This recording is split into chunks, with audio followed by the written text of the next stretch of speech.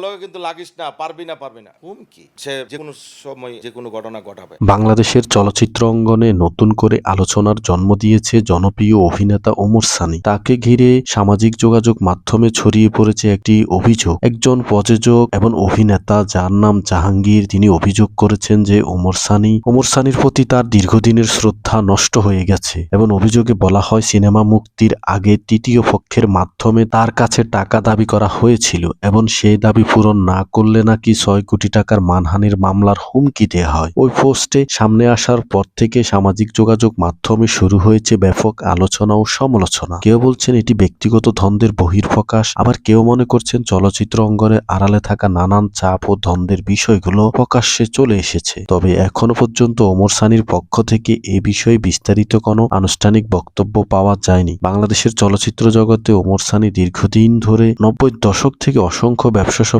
Cinema অভিনয় করে তিনি দর্শকদের মনে জায়গা করে নিয়েছেন। তার ক্যারিয়ার যেমন জনপ্রিয়তা রয়েছে, তেমনি বিভিন্ন সময় নানান বিতর্ক সামনে এসেছে। তবে এই নতুন অভিযোগ তার ভক্তদের মাঝে কৌতূহল তৈরি করেছে। যে প্রযোজক তার বিরুদ্ধে এই অভিযোগ উঠেছে তাকে নিয়ে কিছুদিন আগে মৌসুমীর সঙ্গে সম্পর্ক বিবাহ নিয়ে বেশ গুঞ্জন সোশ্যাল মিডিয়াতে ভাইরাল হয়েছিল। বর্তমান সময়ে সামাজিক যোগাযোগ মাধ্যমে যে কোনো অভিযোগ খুব দ্রুতই ছড়িয়ে পড়ে এবং তা নিয়ে সাধারণ মানুষের আগ্রহ তৈরি হয়, কিন্তু অভিযোগের সত্য কি না সেটি যাচাই হওয়ার আগে অনেক সময় বিষয়টি বিতর্কে রূপ নেয়। তাই এমন সংবেদনশীল বিষয়ে সবার দায়িত্বশীল আচরণ জরুরি।